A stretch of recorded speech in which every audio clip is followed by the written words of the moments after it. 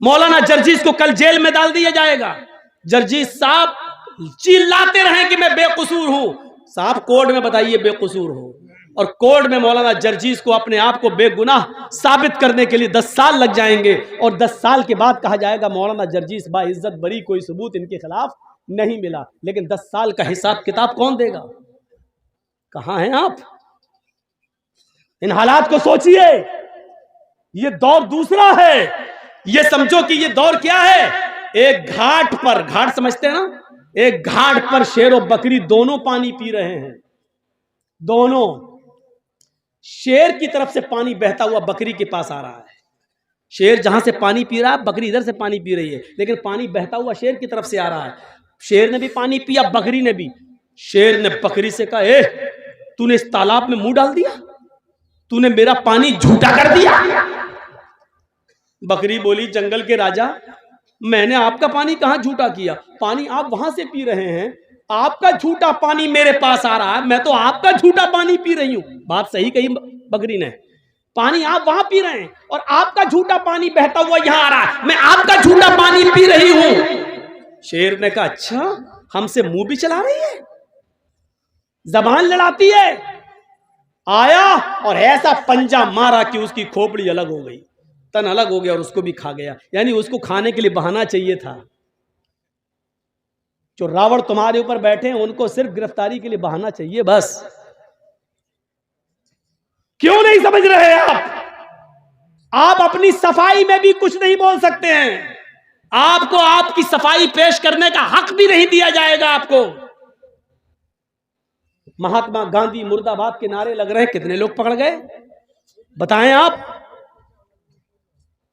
गॉडसे को नमस्कार किया जा रहा है, कितने लोग गिरफ्तार हो गए, पकड़े गए? दिल्ली की सड़कों पर बाकायदा कहा गया, गोली मारो सालों को। जिन लोगों ने ये नारे लगाए, कितने लोग गिरफ्तार हुए? और गिरफ्तार कौन हुए? जो शाहीन बाग में प्रोटेस्ट कर रहे थे, शांति के साथ धरना दे रहे थे। लड़की तक को, प्रेग्नेंट लड़की तक को अरेस्ट करके जेल के अंदर डाल दिया गया। आप कहां हैं? सेकुलरिज्म बाकी नहीं रह गया, जमहूरियत नहीं, ये किसी दूसरे रास्ते पे चल रही है। आप कम से कम मेरी तरफ भी देखो। डॉक्टर जाकिर नायक को भारत छोड़ना पड़ा है। क्या चाहते हो कि मौलवी जर्जीस भी भारत छोड़ के पनाह ले ले? क्या चाहते हैं आप? क्या है आपके दिल में? क्या सुनना चाहते हैं आप? शर्म आनी चाहिए। जो जिस तरीके से बोल रहा बोलने दो। बोलने वाला जानता है कि हमको क्या बोलना है, क्या नहीं बोलना है। मेरे भाइयों, आप जब धान बोते हैं तो जर्जीस कहने नहीं आता कि इतना बो, या वो ऐसा क्यों? तो आपका काम है, आप अपने काम में माहिर हैं, हम अपने काम में माहिर हैं। हर आदमी अपने काम में एक्सपर्ट होता है। मुझे क्या बोलना है, क्या नहीं बोलना है, कहां कौन सी बात कहना है, इस काम के लिए मौलवी लोगों को आजाद छोड़ दो। मेरे भाइयों, मदरसों में क्या पढ़ाया जाता, मदरसों के लिए छोड़ दो। आप हर किसी को मशवरा मत दीजिए। डॉक्टर, MBBS, MS डॉक्टर को ऑपरेशन करना है, क्यों वहां पर आपको नहीं बिठाया जाता है? क्यों? आप नहीं देख पाएंगे। जब आपकी बीवी का, आपके बेटे का ऑपरेशन होगा तो आप कहेंगे साहब इतना नहीं इतना काटो, इतना नहीं इतना काटो। डॉक्टर के काम में डिस्टर्ब होगा, इसलिए डॉक्टर ऑपरेशन थिएटर के अंदर, OT के अंदर अकेले सिर्फ अपने कर्मचारी को लेके, अपने असिस्टेंट को लेके जाता हूं, किसी को लेके नहीं जाता है। अब आप डॉक्टर से कहेंगे साहब कान यहां से यहां तक चीरना, यहां पर्दा उसका ऐसा है, आपको भगा देगा, जाओ कहीं और जाके इलाज करा लो, सरकारी हॉस्पिटल में चले जाइए। तो आप हर किसी को मशवरा नहीं दे सकते हैं। आप किसी मौलवी को मशवरा मत दीजिए, मौलवी एक्सपर्ट होता है। और फिर मुझे तो 20 साल का तजर्बा है, मुझे अच्छी तरीके से मालूम हो गया है कहां क्या बोलना चाहिए, कहां क्या नहीं बोलना चाहिए। तो मेरे भाइयों, इन चीजों को आप अपने जहन में रखिए, इन चीजों को अपने जहन में रखिए। हालात अच्छे नहीं हैं, हम वही गलती कर रहे हैं जो नहीं करनी चाहिए। बार बार मैं आपको एक इशारा कर रहा हूं, याद रखिएगा। कुछ लोग नारे लगा रहे हैं, अब हमारी लिंचिंग हो रही है, नारे लगाए जा रहे हैं और नारे लगा के हमें बरगलाने की कोशिश की जाएगी। जहां 2-4 दाढ़ी वाले मिलेंगे वहीं पर जय श्री राम के नारे लगा के हमें बरगलाने की कोशिश की जाएगी। अक्लमंद इंसान वो है जो इनके बरगलाने में ना आए और खामोशी के साथ गुजर जाए। ये अक्लमंदी है इस जमाने में। आज के इस दौर में जरूरी नहीं है, अब सुन लो मेरी बात, अगर कोई पागल कुत्ता मौलाना जर्जीस को काट ले उसके पैर में, तो उसका जवाब क्या कि मौलाना जर्जीस भी उस पागल कुत्ते के पैर में काटने जाए? आप क्या कहोगे जर्जीस को? एक पागल कुत्ते ने हमें काट लिया है, अब हम भी पकड़ो पकड़ो पकड़ो और काट रहा, लोग कहेंगे कितना बड़ा पागल है। यही पागल है। अगर कोई पागल कुत्ता हमारे पैर में काट ले तो इसका यह मतलब नहीं है कि जर्जीस साहब भी उस पागल कुत्ते को काटने जाएं। कुछ लोग इस वक्त पागल हो चुके हैं पावर को देखकर। कुछ लोग जानते हैं कि हमारा पावर है, हमारा आदमी बैठा हुआ है सीट पर, गवर्नमेंट का नशा है, वो जानते हैं कि गोली मारो सालों को, देश के गद्दार, कुछ भी, हमारा कुछ नहीं होगा। पूरे दिल्ली में ट्रंप के जाने तक तो मैं कुछ नहीं बोलूंगा, ट्रंप के जाने के बाद हम आपकी भी नहीं सुनेंगे। इस तरीके की बातें जो कही गई हैं, वो जानते हैं कि हमारा कुछ नहीं होगा। मेरे भाइयों सुन लीजिए, आप ये हालात बना दिए गए हैं, ऐसे मौके पर खामोशी का मुजाहिरा कर रही है आप। कुछ कुत्ते पागल हो गए हैं, पागल नशा है उनको कि हमारे ऊपर किसी का हाथ है। अब इस पागल कुत्ते को अगर आप समझ जाएं तो पूरी तकरीर कामयाब। मैं नाम नहीं लूंगा, सॉरी, माजरत के साथ, आप मुझे आइंदा बुलाएं या ना बुलाएं, मैं नाम नहीं लूंगा, लेकिन इस पागल कुत्ते को अगर आपने समझ लिया तो समझ लो कि पूरी तकरीर समझ गए आप। मेरे भाइयों, अगर कुछ पागल कुत्ते हमारे पैर में काट लें तो इसका यह मतलब नहीं है कि हम भी उस पागल कुत्ते को काटने जाएं। हाथी चलता रहता है, कुत्ते भौंकते रहते हैं। अब हाथी अगर उन कुत्तों के भौंकने पर पीछे मुड़ मुड़ के देखने लगे तो हाथी अपनी मंजिल तक कभी नहीं पहुंच पाएगा। तुम्हें अपनी मंजिल पर पहुंचना है।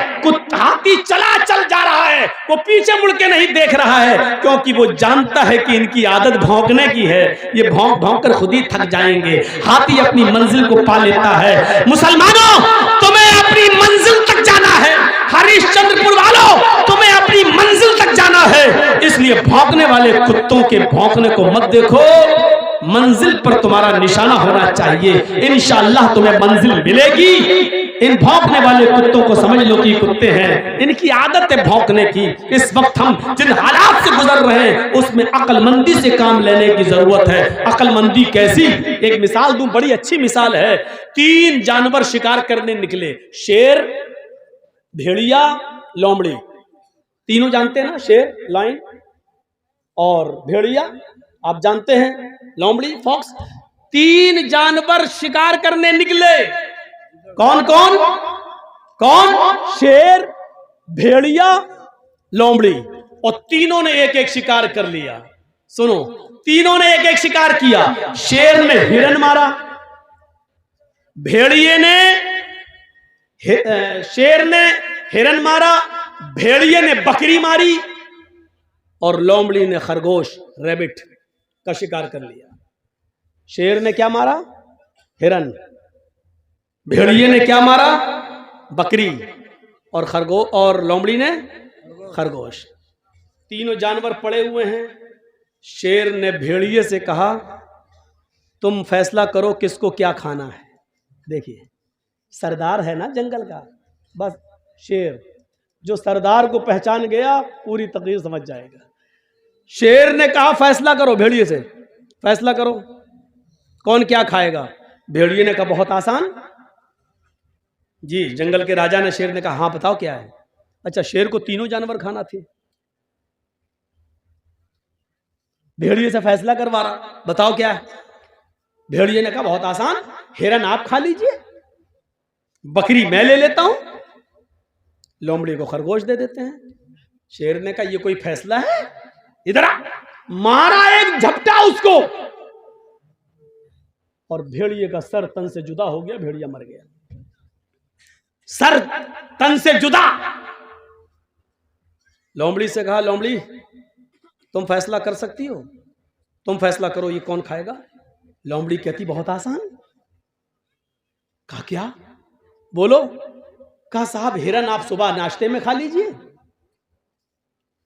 शाम को बकरी खा लीजिए, और बीच में जब जायका, मुंह का जायका बदलना हो तो आप खरगोश का टेस्ट कर लीजिए। तीनों जानवर आपके हैं। सुबह उठो, नाश्ते में आप हिरन खा लो, शाम को बकरी खा लो, और बीच में दोपहर में आप खरगोश का टेस्ट कर लो। शेर ने कहा, वाह लोमड़ी वाह, कितना अच्छा फैसला किया तूने। इतना अच्छा फैसला करना तुझे किसने सिखाया?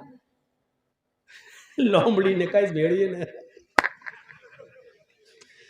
समझ गए आप? गुस्सा भी आया है मुझे, लेकिन अब हंस दिया हूं मैं आपके साथ। मैं बहुत गुस्से में था, लेकिन अब हंसी आ गई मुझे। शेर ने कहा, वाह क्या फैसला किया है, इतना अच्छा फैसला करना तुझे सिखाया किसने? लोमड़ी क्या कहती है, इस भेड़िए ने। यानी भेड़िए से मैंने इबरत हासिल कर ली। अरे मुसलमानों, इबरत हासिल अभी भी नहीं कर पा रहे हो। तुम देख रहे हो तुम्हारी आंखों के सामने कौन कौन जेल जा रहा है। तुम देख रहे हो इलेक्शन आता है, यूपी में कोरोना आ गया, नाइट कर्फ्यू लग गया, आप इबरत हासिल नहीं कर पा रहे हो। अब जब हमारा शेर को समझ गए ना, हमारा शेर जब देख लेगा यूपी में हम हार रहे हैं, तो ऐन मौके पर इतना भयानक कर्फ्यू लगाएगा यूपी में, हो सकता है कि 3-4 महीने के लिए इलेक्शन टल भी जाए। आप नहीं जानते, क्योंकि सरदारी तो शेर की चलती। वो चाहता सब कुछ, जैसे ये लोमड़ी वो चाहता तो तीनों जानवर हमें मिले, ऐसे ही हमारा शेर चाहता सब कुछ हर सूबा हमारा रहे, अंध दंड हेरा फेरी सब। आपने देखा जैसे इलेक्शन करीब आए, अखिलेश के करीबी लोगों के ऊपर सीबीआई के छापे आने लगे, ईडी के छापे पड़ने लगे। यही हाल आपके बंगाल का भी था। जैसे जैसे इलेक्शन करीब आए, देखा कैसे छापे मारे गए, सबको इस्तेमाल करके देखा गया। आप अक्लमंद थे, अक्लमंदी का सबूत दे गए। बिहार वाले बेवकूफ थे बेचारे, पागलपन का सबूत दे के मर मिटे। दुआ कर देता हूं अल्लाह यूपी के मुसलमानों को भी बंगाल के मुसलमानों से अक्लमंदी सीखने की तौफीक अता फरमा दे। ये दुआ ही कर सकता हूं बस। मेरे भाइयों, मैंने बहुत कुछ कह दिया है, बल्कि सब कुछ कह दिया है। कल इसी बात को कट कर करके जी हिंदुस्तान दिखाएगा। देखो कैसे डरा रहा है ये मौलवी, कैसे डरा रहा मौलवी। इनको नित्यानंद पंडित का बयान नहीं सुनाई देता है, वो कैसे डरा रहा वो नहीं दिखाई देता है। इसको जो नारे बीजेपी के नेता लोगों ने लगाए दिल्ली में, वो नहीं सुनाई देते। मौलाना जर्जीस बोल रहा है बंगाल में, और ये दिखा रहे हैं यूपी में। साहब 6 महीने तक जर्जीस साहब जब तक इलेक्शन नहीं हो जाए यहाँ कोई जलसा नहीं कर सकते। लीजिए, मेरे घर नोटिस आ गया, मेरे पास पाबंदी आ गई। अरे भैया दीनी जलसे तो करने दो, मुझे किसी के स्टेज पे मत जाने दो। दीनी जलसे तो करने दो। साहब दीनी जलसे भी नहीं करने देंगे। ये तो ये कहो कि जुमे पे इनकी हुकूमत नहीं चलती, वरना ये तो कहते जुमा भी नहीं पढ़ाने देंगे। अब जुमा पढ़ने के लिए मैं जिस मस्जिद में जाता हूँ, वहां के लोग कहते हैं मौलाना जुम्मे में आप ही पढ़ाइए। अब जो मौलाना बेचारा कुछ पढ़ाना ही नहीं चाह रहा है, वो कह रहा आप पढ़ा। जुमा तो हमें कहीं ना कहीं पढ़ना ही है। जब हम वक्त से पहले पहुंचते हैं जुमा पढ़ने के लिए, तो आदमी जिस मस्जिद में भी चला जाऊं, मौलाना साहब आप आ गए तो हमारी खुश नसीबी है, पढ़ा दो। अब उनको थोड़ी मालूम है कि हम किस मस्जिद में जा रहे हैं जुमा पढ़ने। जुमा पढ़ा देता हूं मैं, जुमा पढ़ा देता हूं। पाबंदी लगाई है तो तकरीरों पे न लगाई है, जलसों पे, जुमे पे थोड़ी लगाई है। तो मेरे भाइयों, हमें जो कुछ कहना होगा जुमे के खुतबे में कह देंगे, इशारों ही में सही। तो आप फैसला करना सीख जाइए, इबरत लेना सीख जाइए, कम से कम थोड़ी देर के लिए लोमड़ी बन जाइए। आपको मालूम है कि आपका मुकाबला किससे है। लोमड़ी से पूछा, वाह इतना अच्छा फैसला करना तुझे किसने सिखाया? उसने कहा भेड़िए ने। यानी भेड़िए ने ये फैसला किया और उसका अंजाम मैंने देख लिया, इसलिए मेरा भी अंजाम ना हो, इसलिए मैंने भेड़िए से ये इबरत हासिल कर ली। जो लोग जेलों में जा चुके हैं, जो लोग काटे जा चुके हैं, जो लोग जेलों में चल रहे हैं, मुसलमानों उनसे इबरत हासिल कर लो, उनसे इबरत हासिल कर लो और अपने आप को मसलिहत के साथ, दूरअंदेशी के साथ आप काम करिए। मैं मना नहीं कर रहा हूं, बोलिए, हक बात बोलिए, डंके की चोट पे बोलिए, लेकिन आप उसको सलीके से बोलिए। आपको ये कहने की जरूरत नहीं चल बैठ खा ठूस। आप इस बात को यूं भी कह सकते हैं, खा लो ना, देशी मुर्गा ही चाहिए था ना, लो खा लो।